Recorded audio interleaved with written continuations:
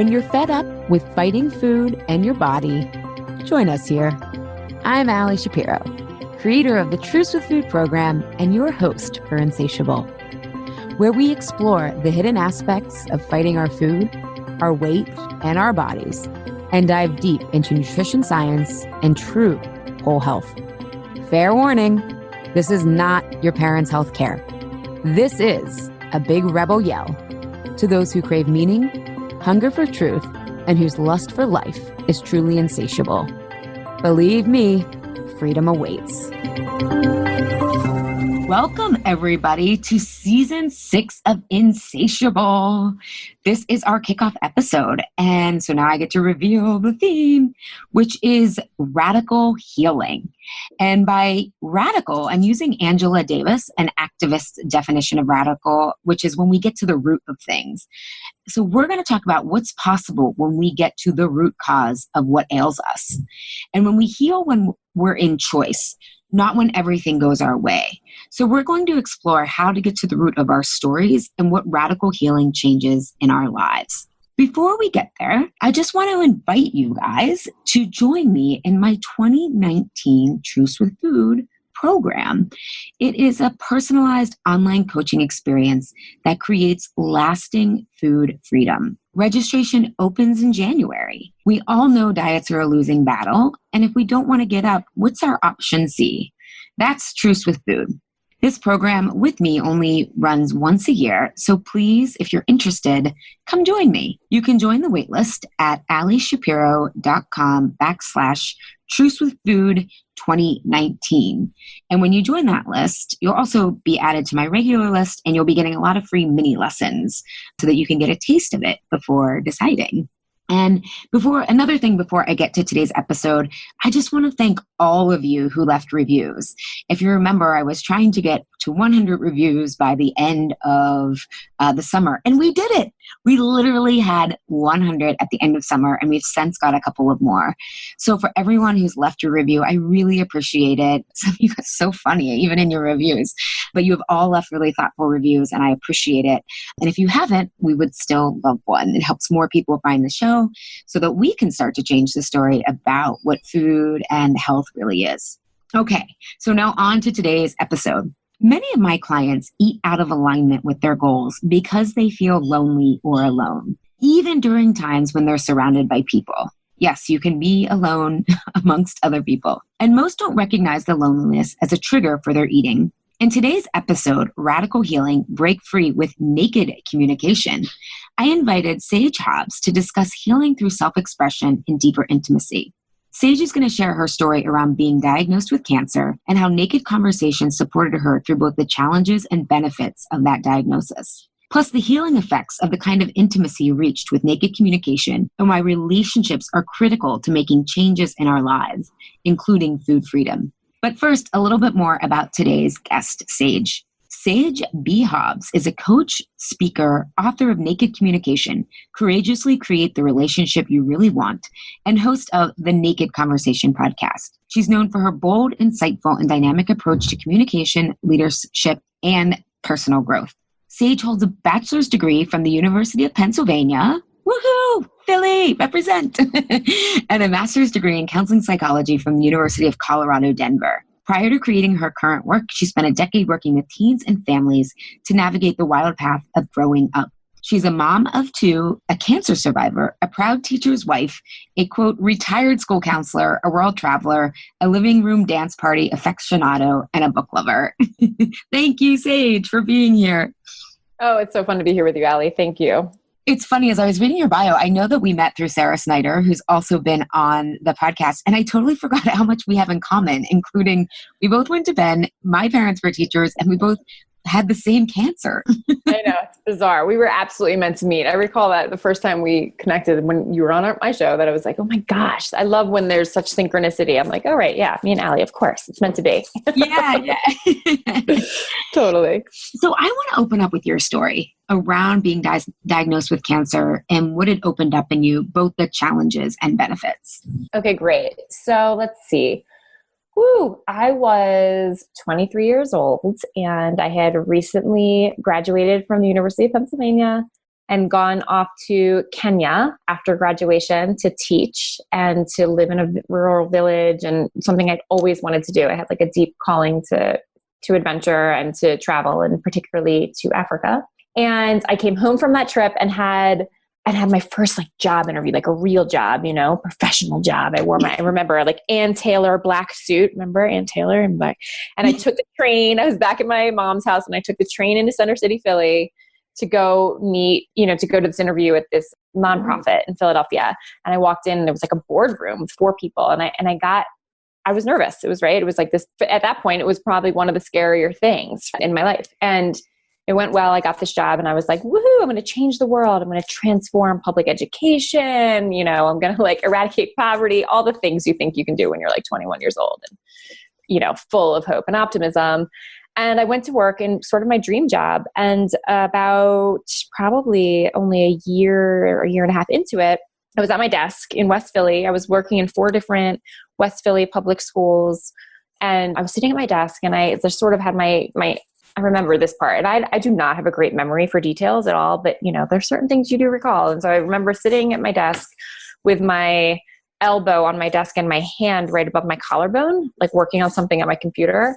And I felt this little like pea-sized lump above my collarbone. And I was kind of like, that's weird. Like, you know, I don't feel sick. I don't know if it's a lymph node, whatever, you know, weird. I really thought not much of it because I was like young and invincible in that way that you are in your earlier years.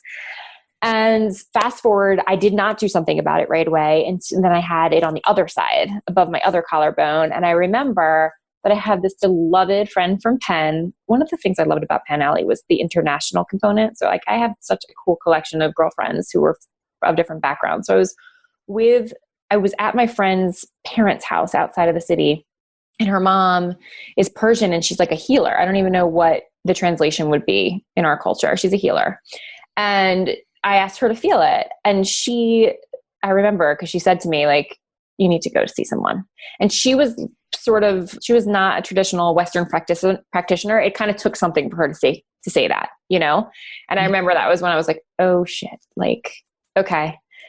And I went to my primary care doctor as you would, like not even really thinking of what this could be. Honestly, it truly did not occur to me that it was going to be cancer. Like I can actually say that I don't know that even crossed my mind until I went to the doctor. And actually, initially, I still didn't think of it. She told me I probably had, I don't even know what she said. She said, here's a cream for this like hives I was getting on my legs. And, you know, you're probably sick. I went back. Here's what it gets fuzzy. I went back and she said, you need to go see a surgeon because they do lumps and bumps. And that's when I felt scared. You know, I'm like, okay, that feels not great. Like, see a surgeon, they do lumps and bumps. Basically, you're going to have a biopsy. And so I had a lymph node biopsy and waited anxiously for a few days. At that time, it really wasn't instant results. You know, I didn't get that information right away. And I remember that my dad was with me at my apartment in Center City. I was living downtown Philadelphia in this cool old historic building. And the doctor called me. And in that moment, as soon as I answered the phone, I knew something was bad, because a nurse, in all of her not so infinite wisdom, said to me, hey, if I call you, it's going to be fine. The doctor will only call you if it's something serious, you know? Mm-hmm. So basically, as soon as it was the doctor's voice on the phone, like I knew something scary was happening. And all I remember is he said cancer. And then I like threw the phone down and like had a moment, you know, my dad sort of picked up the phone, and then I breathed and he handed it back to me, and I was able to hear, you have Hodgkin's lymphoma. We need to figure out what stage. We need to bring you back in for, you know, further tests, blah, blah, blah, blah, blah, blah, because that's actually all I remember. Like, you know what I mean? I'm sure there was much more said, but what landed with me is cancer. And the thing in my brain was, oh my gosh, you could die. That's the meaning I made up right away, right? Like I couldn't even get the information fully dialed before I went to what our brains do, which is to make meaning out of circumstances, right? Like to make it mean something. And that can be a good thing. I think sometimes in coaching, we say you have the choice, but it's also survival. Like you need to know what to do with this information. Totally. Right. And you can't help it anyway. Like, Yeah. I'm a coach. You can't help it anyway. What you want to be able to do is uncollapse it. Right. So I didn't want to stay in the place of, oh my gosh, I'm going to die. I needed to like, okay, hold on, pause, separate, like, this is what's happening. You have this disease from the worst case scenario. I did need to sort of pull those two apart, but my initial reaction was total fear, and panic. And then I got super grounded, which is kind of my coping mechanism. And I got into action, and so fast forward, what happened was a series, and you can ask me more, whatever you think people would want to know, but a series of tests, not all great experiences, the experience of changing doctors for a better fit until we landed on what stage I was, which was 2B. So I was like, I hadn't caught it right away, but I wasn't in my mind totally effed. You know what I mean? I was like a little bit, 2A would have been better than 2B. It was like slightly more advanced than the middle point, That's interesting because I was 2A, but back when I had cancer, I sound so old. A was was that you didn't have any symptoms, and B was that you did. So they didn't even stage it like that. They didn't probably know as much back then. So it was like, or I don't remember it properly. Oh, that's also 100% possible because I had the symptoms that I had were night sweats and these hives. Symptomatic. Yeah, those were symptoms. I had none of that. So you had that. But somehow that equated in my mind. Here's an interesting thing about the brain, right? Like in my mind, my memory of it is that was worse. Well, it was because you were having night sweats and hives and I wasn't. Right. But it was worse in terms of my prognosis. Oh. Like they had some concern because there was the possibility of me getting a laparotomy, which I remember being a very scary decision, which would be like an enormous surgery where they cut open your abdomen and actually pull cells from other parts deep further along than the initial lymph nodes where they know the cancer is.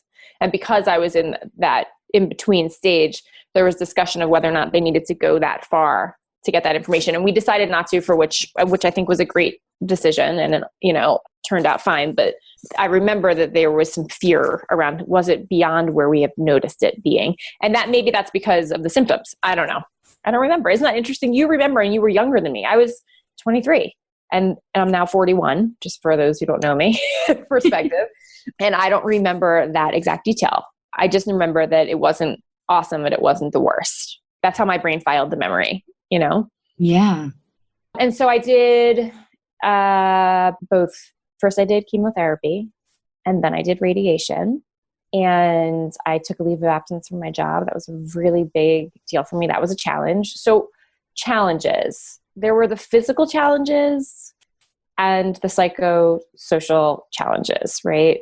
From the experience. There was the physical challenges where it was scary. It was not fun to have chemotherapy. It made me feel like super miserable inside of my skin for a few days, like the most tender skin experience I've ever, I don't know how to explain it other than like, I felt like I wanted to crawl out of my skin. And I would sometimes ask my dad, I would go stay with my dad and stepmom for a few days after each treatment cycle. And I'd ask him to squeeze my feet because I needed the pressure on my feet. Nausea. I actually never threw up. I'm really grateful for that. You didn't? Mm-mm. Wow. That was a huge change in the decade between me and you. Huge change. Yeah. Because I met somebody else who had Hodgkin's like us, the Hodgkin's Club, the club you never want to be a part of. And he was also a child. He had his about a decade before me and he was violently ill often. I never threw up. They were able to mitigate that with the type of chemo how it had changed from that decade between the two of us. That's great. I mean, I'm glad because I remember I had this, it's so funny because I'm like you, I'm not actually great with details, but certain things someone had sent this poinsettia, it was a plastic bucket of it must have had something in it and it was poinsettias around it. And it became my barf bucket. We called it the bucket. Oh, poor Where me. is that? And it was just I remember too, eating and my jaw would cramp up. I got a lot of finger cramping.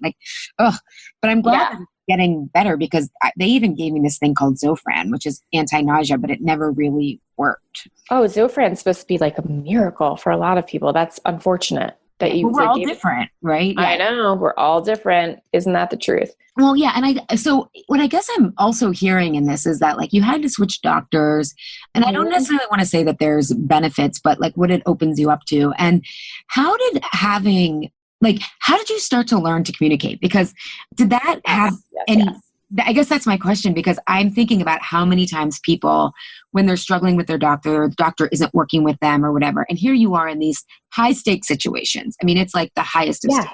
Right. And I can imagine, especially being 21, it's like, I don't want to make the doctor mad, or something doesn't feel right. Or is that kind of what got you into seeing the importance of clear communication that I am imagining starts with ourselves and what we want? Great question. You're a very discerning host, Ali. I love that. I hope I wasn't leading the question. Well, no. Well, let me go to this question of benefits. There were lots of benefits, and again, choice, right? You could choose to see all that was shitty about having had cancer in your youth, right? And there was plenty. There was plenty.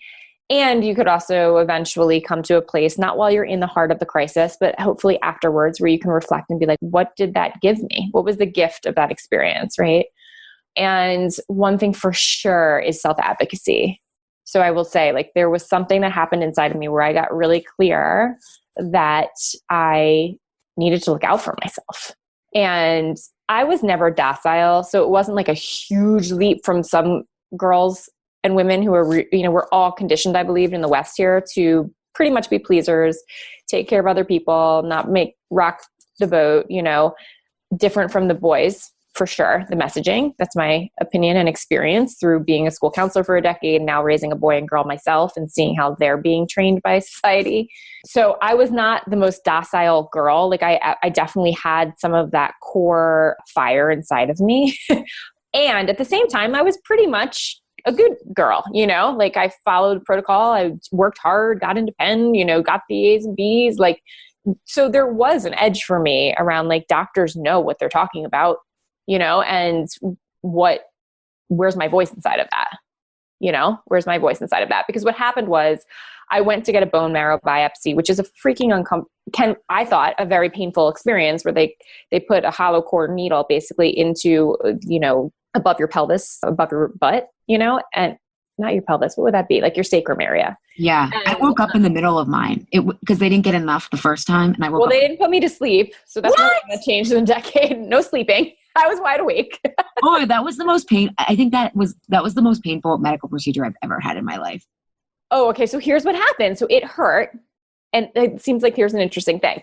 It was terrible. And when they got the results back, he was like, it's not exactly clear, but I think it's this.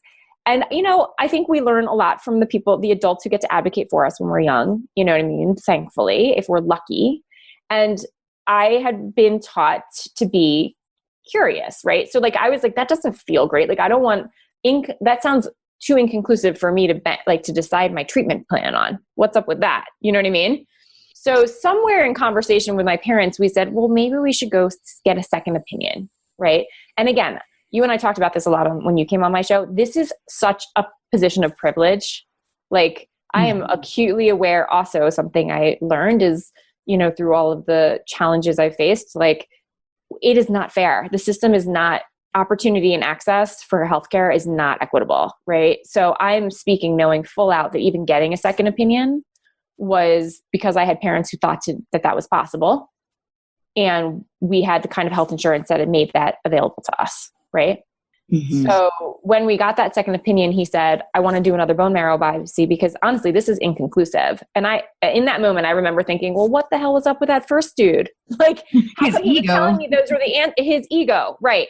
And I was, like I said, I had enough of that fire inside me to be like, and enough fear. I have always managed my anxiety, right? So there was also enough anxiety inside of me to be like, hold on, I want to know for sure what's going on here. You know what I mean? Like, so that I want to live, so we can figure out what the best choices are. So it did start, there were lots of tests and opportunities to examine communication, voice, and then also like nuance of relationship. So when I went to this other doctor, he was like, I really don't want to say anything disrespectful of a colleague, which I really respected that. You know what I mean? But he said, but it really shouldn't hurt. The bone marrow biopsy shouldn't hurt. And I was like, what? That shit hurt. I was like, okay. He's like, so I'm going to do another one. And I was like, oh gosh. He's like, but it's not going to hurt. I've done thousands. I'm like, okay. And I remember this part for a little humor in this heavy story, that there was a really cute intern. Remember, I was 23, and I'm like facing my mortality in a way that I was ill prepared to face. And he's like, do you mind though? I have an intern learning with me right now. Like he's going to participate in this. And the rooms, because this was Philly, it's not like, the suburbs, those doctors' rooms are so tiny. And I remember like, oh my gosh, there's like this really cute 20-something-year-old intern, like looking at my butt, that was my last thought before he did the procedure. That reminds me, when I was in Lynchburg, Virginia, and I was diagnosed with IBS, they made me get a colonoscopy because of my cancer history, and it was the cutest doctor. And there was like Lynchburg, Virginia. Oh my gosh, and it's a colonoscopy. Yeah, so I raised your bone marrow. Totally. And Lynchburg was like 100 people. Okay. Right. And I love this, that we're having this moment, because I just want to say, like, this is the humanity in it all. Yeah. You know what I mean? Like these things happen to you and you're still like a woman, you know what I mean? Like, or a trying girl. to be. Trying. Right. Exactly. So in short, it did not hurt. It did not hurt. And I was like, okay, another lesson here. Not all things are created equal. Like people are better and worse at their crafts. So there was like all these layered lessons around, how do I speak up for myself? Is it okay to ask? Wow, I'm really lucky that I can ask. Not because they're a doctor doesn't mean they're created equal. How I feel treated by them matters to me. So I felt heard and seen when he said to me, like, I want to be sure before I decide how we're going to proceed. And in order to be sure, I need to do this procedure again, but I'm going to take care of you. Like, it's not going to hurt you. You know what I mean? So there were all of these opportunities and messages around what is a core belief of mine, like relational intelligence matters. Like how we engage with each other in crisis matters as much or more than how we engage with each other in times of like love and peace and affection. Right. So I love that you brought up to emphasizing the relational piece to this, because often when we talk about our relationship with food, emphasis is still on the food. And what clients come to start to realize is, wait, it's how I'm relating. So how I'm using my voice is also how I'm relating to food. It's the relationship itself, or relational, that is actually what we want to examine, rather than what kind of is on the other side. I mean, it matters if it's food or conversations and the answers you get. But I think we need to understand that we're the common denominator, right? Right. Totally. And we're really in relationship to all those core things in our lives. So money is another one that's super tricky up a lot of women, right? That's a relationship, like how we perceive, how we use it, how we feel about it, how we use it. Does it feel dirty to us? Do we get rid of it as soon as we have it? Does it feel like a safety blanket? And food for sure, food that hasn't been an area of like extreme focus in my life. And at the same time, I will 100% tell you, it's always there as an underlying thought. Like I have to really catch myself in my body talk as I age and have had 2 children, and you know what I mean? And as I catch myself in that body talk, it will translate into my consumption of food and so it's everywhere. It's pervasive. Like, it's really all in relationship to ourselves first, and then from there, others, food, money, exercise, wellness, creativity, Yeah. And it's also, we can relate, like different situations bring out different ways that we relate. And I think what's really interesting about your story, and I want to really emphasize this because I don't think most people have the experience of having an authority figure when they're feeling very vulnerable, right? When you go to the doctor, whether you don't like what you weigh or you don't like the diagnosis or you can't get answers, right? And we tend to think when we're in that vulnerable state, we tend to think we want someone who's going to tell us this is the plan. And right. And I think doctors I always tell my clients, like, part of their success is their ego, right? Like if I have a surgeon who's going in, I want her or him to be like, I am the best at this. Yeah, I do. Totally. Yeah. And that creates incredible blind spots of being not open to what you don't know that you don't know. And for everyone listening, my dad's doctor, who's like, my dad's in his 70s, and the guy jokes with my dad. He's like, you want to stay healthy, stay away from doctors. They call it a practice for a reason, And it's really important to realize that this isn't like there is definitely standards of care in healthcare, but you are going to get different information and different experiences based on the doctor or the practitioner that you work with. And so even if you're feeling vulnerable, it's really important, I think, and to find practitioners who are willing to make sure that you feel at peace with how things are moving forward. 100%. And for me, that means feeling like I trust them, like safe. Like there means like a shared humanity. Like, I want you to be the best, and I want you to be kind and listen to me. You know what I mean? And not patronizing. And so this was the beginning of me really getting clear about that. I mean, I've since changed my children's pediatrician. I changed when I moved to Colorado. I had an oncologist who was going to follow up my care, and I didn't like him. He was totally arrogant and like totally didn't listen to me. And I'm thinking, dude, I was the one who just went through this. You know what I mean? Like, I am aware and I need to be treated with respect, And so I changed to another physician in his practice. It was awkward. It's a pain in the butt to advocate for yourself like that, to move if you have to change actual offices, then you have to move records. In this case, I felt embarrassed or guilty, maybe not embarrassed. Like, I was changing within his practice. You know what I mean? Like, I was like, oh, he's going to know. He's going to know I chose to leave him and go down the hall. And it was the best decision I ever made. That was 15 years ago. And my current oncologist, who still monitors me, is amazing. He knows about my life. He cares about my life. He tells me new research. He's thoughtful. He listens. He doesn't scare me. That's important to me. I don't want somebody who's going to be an alarmist. So I think that a benefit is I'm never going to be a doctor. And unlike you, I don't want to know as much. So I need to find somebody that I can ask questions of, that I feel like has my best interest at heart, who will communicate and relate to me. Like my doctor, we talk about our travels. We talk about what I'm doing in my work. He sees a whole woman. He's been my doctor since before I had kids to now having children. Like, there's a relationship, and in that relationship, I have more faith in my care. But I chose that. I chose him. Well, and I think what you said about the humanity in these conversations, right? He sees you as a whole woman and the cycles that you go through. And I think when you define naked conversations, I think so many times I hear from clients, oh, I felt like I had to be fake, or I can't bring me there. And I think self-expression is how we heal. And so how have you learned, or what have you done so that, like, to talk you through that guilt of changing practices? Or because I also think, to your point, when we feel safe, we disclose information that we might not know, right? And then that we might not tell other doctors because we think they don't want to hear it, or we think it doesn't matter. But so much comes up in that space when you start that you might not know is important. And the doctor's like, wait, what did you just say about it? Right. Yeah. In conversation, in a really related conversation with shared humanity, anything can come out. Yeah. Yeah. So that's a great point. Yeah. So how do we start to bring like more of ourselves into these conversations? Because in the work I do with clients, if we don't, we often perceive we aren't safe when we actually are. And then if we don't have intimate conversations, and by intimate, I don't mean sexual, I mean like raw, human, I like how you say them, naked, we kind of keep up this idea that we aren't safe in certain relationships, and we miss out on the deep, rich connection that's possible. So how can... Where do we begin? Okay. Yeah, where do we begin? Okay, so first I want to tell people who are listening, and you just pointed to it, but naked communication does not have to do with being naked at all. It's about like peeling back the layer, although that's fun too, and you should use it in your bedroom as well.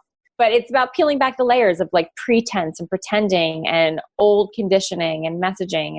And, that comes from a lot of places. The way that we show up in the world comes from how we were raised, both directly from the adults who raised us, as well as the culture we were raised inside of, what our background is, what we were exposed to, how we were listened to, right?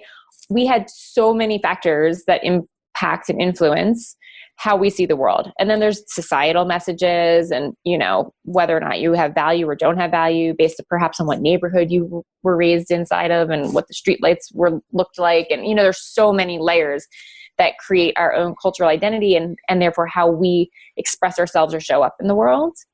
And naked communication is about like, how can we start to peel the onion, right? How can we start to really, really take some of that away, take some of that conditioning off and see more clearly who we are, how we want to express ourselves, how we want to connect and show up. And it's forever work. It's like, you don't just do it and you're done. You know, there's always like another level, another layer to examine. And it usually happens in a time of new possibility, new opportunity, or new challenge, right? Some edge point.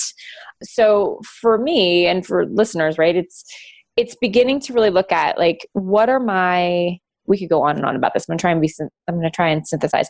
What are my core values, right? What matters to me the most, and how can I speak, show up, and connect from those? So how we often do it is out of fear and pretending versus like our actual commitments. And I love this. Lynn Twist is like one of my sheroes of the world. And she wrote this book called Soul of Money. And she has fundraised millions of dollars to end hunger around the world, as well as now through the Pachamama Alliance to save the rainforests and indigenous lands. And she's in her 70s, and she was, you know, had 3 children, was pretty much a stay-at-home mom supporting her husband's career years ago, when she really did some personal development work that led her to this idea of living a committed life. She speaks about living a committed life and having your commitments be what calls you into action, not your fears. And when she saw that, and she had an opening to support the Hunger Project, which is an organization that helps end world hunger, she like never looked back. Like she was like, it wasn't that I wasn't terrified. It wasn't that I wasn't always clear on my path, but I was clear that I had a commitment of service and of ending hunger on the planet. And that drove my actions. And I think that when we get clearer about what really matters to us, how we want to express it can become a little easier. It's still scary, you know, to say to a doctor, like, wait, can you explain that to me more? Because I'm not sure I fully understand it, or I'm not sure that that's actually what my experience is. I'm not sure that's accurate. You know what I mean? Yeah. That takes courage, right? But if we're like committed to our own healing, for example, or to our own marriage, let's say, you know, like to love and affinity and connection, then you find from that commitment, you can sometimes find like just a little bit of everyday courage. That's what I say to people. It's like, you don't go from sitting in your living room to Oprah Super Soul Sunday, like in one second, you know what I mean? Like you have to cultivate little bits of everyday courage to be like, let me raise my hand a little bit more. Let me be a little clearer with my intention. Actually, what I would like for you to tell me is this. Actually, what I'm wondering is A, B, or C, right? You get a little courage to be a little clearer, and that's the practice.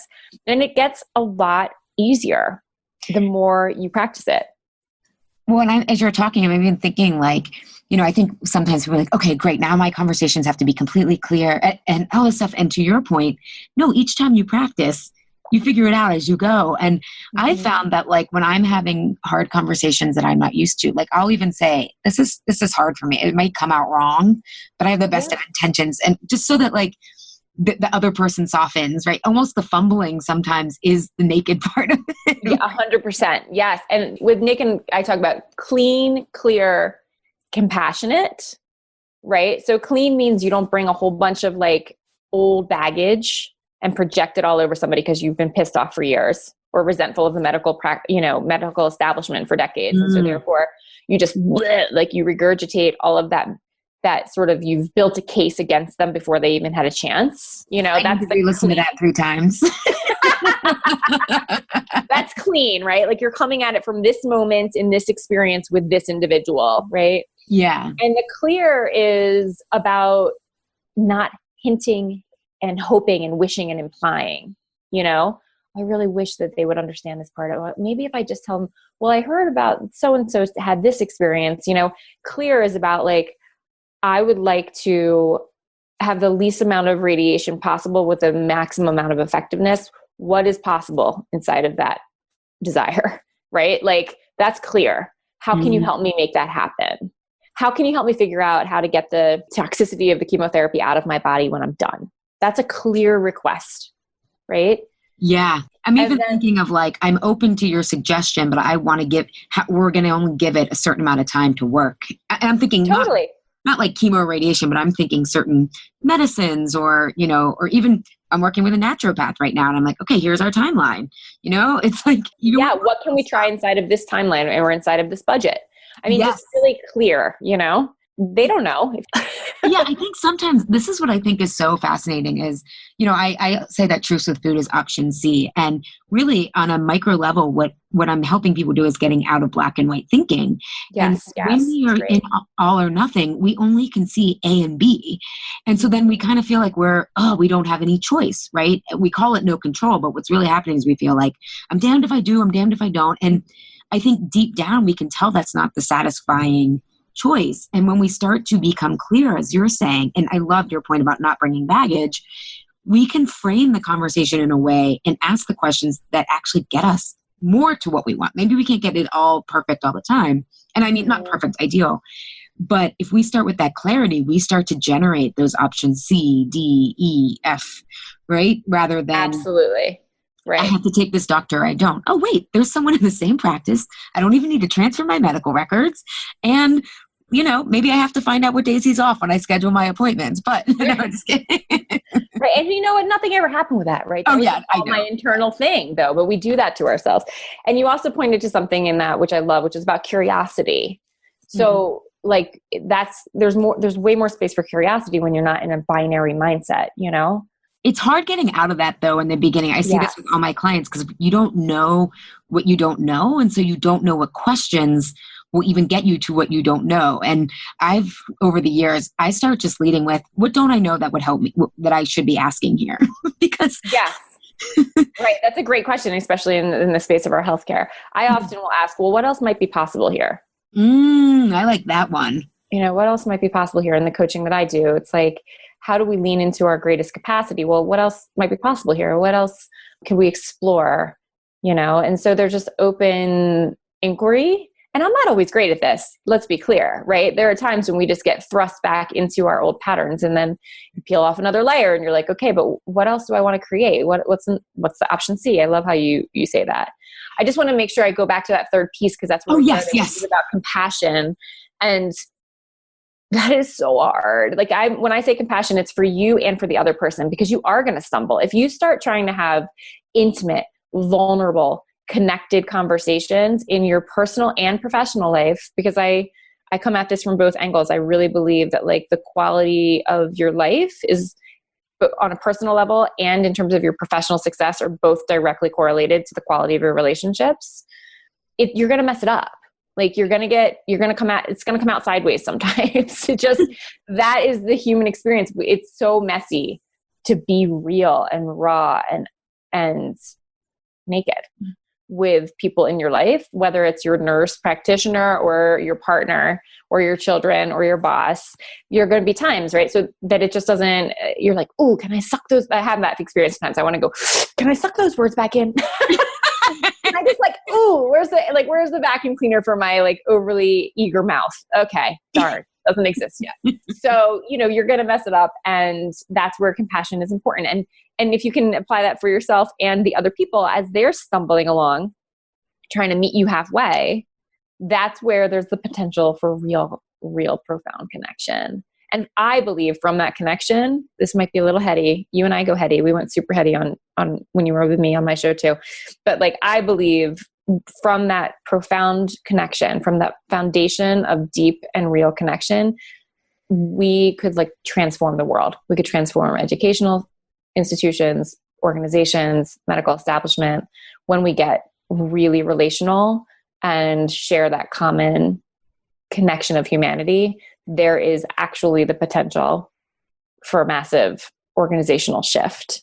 And I think that's what excites me the most, right? Like it starts with a conversation, but the world is the end product.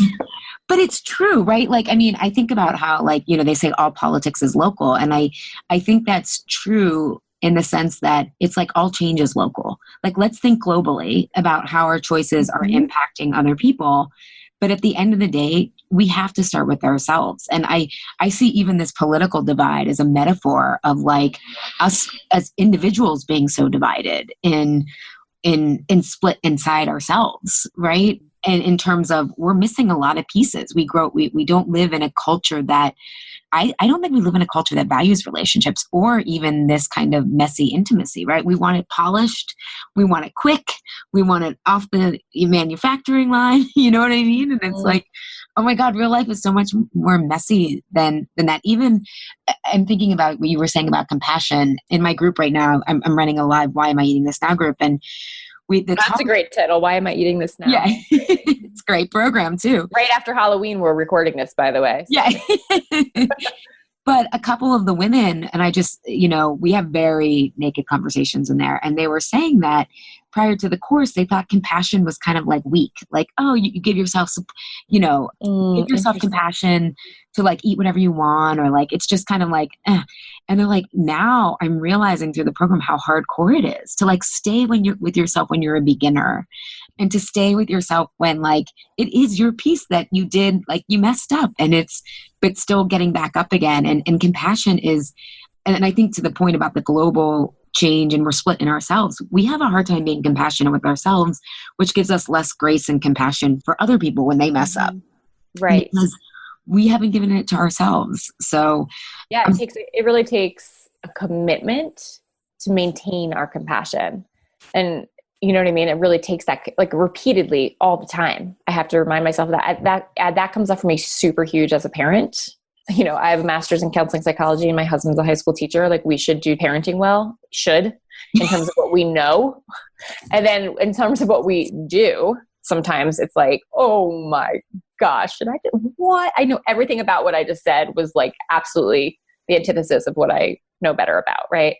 So in the heat of the moment. So there's the compassion, it's a commitment again. And this is one of the things I talk about in the book, is just in order to do this and to do it well, you have to recommit to it all the time, of how you're going to show up, how you're going to treat yourself, how you're going to treat other people, how you're going to ask questions, how you're going to listen, how you're going to layer on compassion. It really takes something. And I love how you bring it out to like the more macro level and a societal level. I actually think we do want to be connected. I actually think as human beings, our innate desire is this intimacy and vulnerability and depth of connection, that is a longing. And I really mean like pretty much everyone, maybe barring those on like a, certain diagnostic axis of personality disorders in the DSM in my background, right? Like most human beings are craving that. What I think really gets in the way, and I see this in the political divide you're speaking of, and is fear and divisiveness, right? So it's like things that we don't know and are unfamiliar to us make us nervous. And so we pull away versus leaning forward. I think it's Brene Brown says this thing that I love so much. I never get the quote quite right. I should look it up because I say it all the time to myself and to others, but it's basically like, it's easy to hate from afar, move in, move closer. And there's risk in that, right? There's risk in that. There's risk in that. But the reward is enormous. And that's where I think we have to be driven and called from, that commitment, that reward, that potential for our own healing, our own love and affinity, and our own impact. So I totally agree that we do want to be connected. I've mentioned this on the podcast before, and some people on Instagram were like, I have started reading the book, but this book that I just finished, it's called Ascent of Humanity by Charles Einstein. And it's an amazing book. It's 600 pages. I think some person. Whoa. Yeah. It's like 24 hours on audiobook, but he talks about the fundamental challenge we have. And he does draw a lot of parallels between the right and the left, is that we are disconnected from nature, which is our true nature. Mm-hmm. And I mean, the book is amazing, but he talks about, as a result of this connection, how we see everything as we are, which is disconnected and separate, rather than, and he talks about how agriculture especially created this idea that we could dominate nature and we were above it. And that started to create scarcity, because before then, hunter-gatherers never had scarcity of food. They never had scarcity of time. They didn't even have concepts of time. I mean, this book is super heady. Talk about heady. But it's been, as I read it, it enabled me to soften and really listen. Because I think another part of these naked conversations is listening and hearing in new light people who seem so polar opposite of me. And I'm like, oh my God, through this book, I realized like we're both kind of saying the same thing. It's dressed up differently. For example, like people who they'll say they don't, they're really, really religious, right? And so they don't believe in evolution or anything like that. And what his argument is like, that's kind of this want, like this want for nature, there's spirit in nature. When we started putting ourselves above it, we made God outside of us, but we are all God. And that desire for like, it's not religion. He's not advocating for religion, but there is a spirit to life. And that's that like extreme version, right? If we don't have the spirit, if we don't see the spirit in each other, it comes out in this way. Right. Yeah. And I'm like, and I'm like, oh my God, that's so true. Like, I want to know that there is a connection between me and someone else and everyone, and that everyone can change and is worthy of connection. And I'm kind of going off on a tangent, but it made me able to start to listen to people with very different opinions, but also hear different things in the conversation. Yeah. And I think it's actually changed a lot over the past couple of years. I mean, I still have my own blind spots. Don't get me wrong. I was just Carlos and I were just getting in an anger match on Saturday about some judgments I have that were not nuanced. I'm like, it was right after the shooting here in Pittsburgh. And I'm like, I'm in a fit of rage. There is no space for nuance right now. Like right. I was crying and I was like really angry. Right. And that's different. That's, like I said, in the moment of crisis.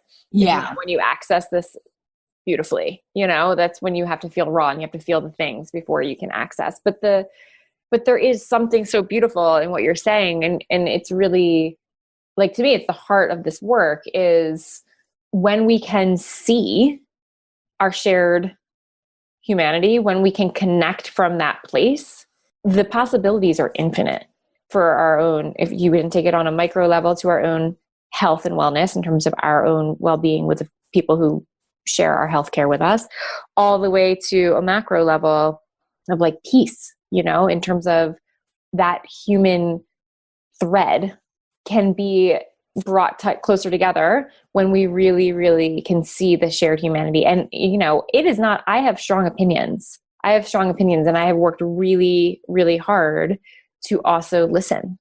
And I have to really stay present to that. And now I think it's one of my greatest strengths in facilitating groups and leading and having conversations is, can I see multiple perspectives? It doesn't mean I have to agree with them. I still fall on the side of what I would like to be the best course of action to solve a problem or what's right and what's wrong. But can I see their point of view? Like if that's what informs their experience, okay, that's how they see it. They don't want to tank the economy. They just think that there's a different way to support our people than I do. You know what I mean? Like, so yeah. That has been an art form and it has been an intentional thing that my work is centered around over time, because it was, I was way more fist pumping in my 20s. I still have mostly the same values and same beliefs, but if I want people to hear me, I come at it a different way now. Yeah. That's the key, right? Because it's interesting. I have so much capacity and empathy for people's health and emotional and stuff around food and their health, because I've really worked on that stuff myself, and I can be with so many different opinions. So I don't care if there's one diet. I don't believe one diet works for everything. Like everything about my beliefs around this stuff is nuanced and complex and right. Yeah. Certain issues that I have. Flexible, open and flexible. Yeah. Yeah. And that's why I stick to health and wellness. I tell everyone I'm a one-hit wonder. I know wellness and don't ask me about anything else. Because but there are certain issues that I have no agency, I have no choice around, because I just am still so fearful of like when I see polluters companies given carte blanche to not be regulated. I'm like, do you know we're already exponentially increasing cancer. Like it's like, and we're hitting a tipping point of toxicity. And it's like, that just scares me so much. I can't get to the other side. And then I learned, well, you know what? The regulations, no one's enforcing them anyways. So there's like an opening sometimes. And that's not true all the places, but it's a lot more nuanced, I guess, than I thought, than I originally allowed myself to think. And you want to understand a problem from all of its facets to best be able to solve it. Yeah. You know what I mean? Well, and to your point about, I think it's great that we don't I hope we all agree on each person's humanity and can acknowledge our country's history and all this stuff. And when I think about like even my doctors, like the oncologist that I had in Philly, like he was much more conservative, and I wanted him, we had very different views on things, but I wanted to go to him because I knew that was a blind spot of mine. Right. Mm-hmm. So it's like when we get more comfortable with ourselves and clear on our choices, and we can have, if we're confident in those conversations, sometimes I think people think peace is like, oh, we're all kumbayaing. And it's like, no, it's when we can all respect and be in different places, you know, including at the Thanksgiving table. Right. Okay. Right. Right. And I mean, you and I both, we've talked before. So I just want to it's not that there isn't action to be done to fight for what you think is good and right and peace generative in our communities. I don't sit over here and be like, oh, I understand your point of view. And I understand, you know what I mean? And so therefore all is well. No, I mean, like I listen and then I try and go from that place. Okay. What's going to be the most effective way to move forward? Because if I just like yell at the person that I think is a total ass, which believe me, I want to do sometimes, like there is zero chance of moving the needle. There's zero chance of deeper connection for brainstorming. You know what I mean? So I just think, it's a dance, but this idea of leading for connection has enormous power in it. Oh, I love that. And I think that's a great place to end. And I think for everyone listening, I hope you said so many great things. Really think about leading with connection. Start with your existing relationships where you feel safe already, and try opening up anymore. Because isn't there so much healing in this kind of intimacy, Sage? Oh my gosh. It's where the magic is. Yeah. Like it's where the magic, and I mean, not in a cheesy way, but like joy. It's where joy and hope lives in this kind of intimacy. And I just thank you so much for being willing to be so real in this conversation, Ali. It's such a privilege. Oh, that's the only way I know how to be in these kind of conversations. Or kind of all of them. Carlos said a really good politically at the poke and jab, where I poke and like jab and then leave. He's like, you're great at the poke, jab, and then run. So I can be more spacious here. Is there anything that I forgot that you'd like to add before we wrap up? No, I think we really covered a lot. I just want to send people off with a bit of hope that there's the opportunity at any moment in time to reconsider how you relate to the people in your life and to just look for those opportunities for connection from the grocery store. I love talking to the clerks, all the way to your mother-in-law or your boss, and just look for how do you want to be more generative in the way you show up with the people in your day-to-day life. That's all. That is an amazing question. How to be more generative. In other words, I love when you were saying that you like to ask what's possible. And I'm like, what don't I know? I'm like, that's so indicative of our personalities, right? Like, I want all the information so I can know what's possible. When you're like, let's just find out. But thinking what's possible in this relationship, right? Rather than going into it. Can you repeat those 3 C's again? Because they were so powerful. Clean, clear, compassionate. Yes, I love that.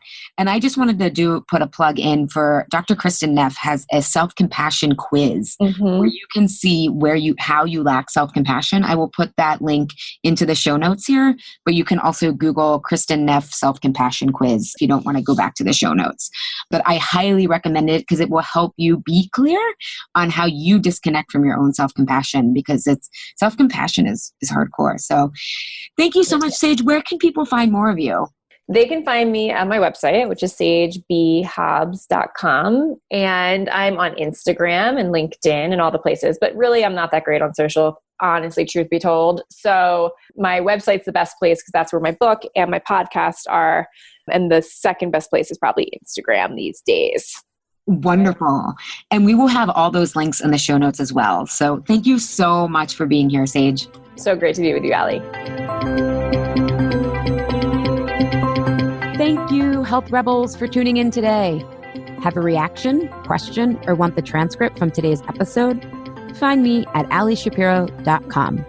I'd love if you leave a review on Apple Podcast and tell your friends and family about Insatiable. It helps us grow our community and share a new way of approaching health in our bodies. Thanks for engaging in a different kind of conversation. And remember, always, your body truths are unique, profound, real, and liberating.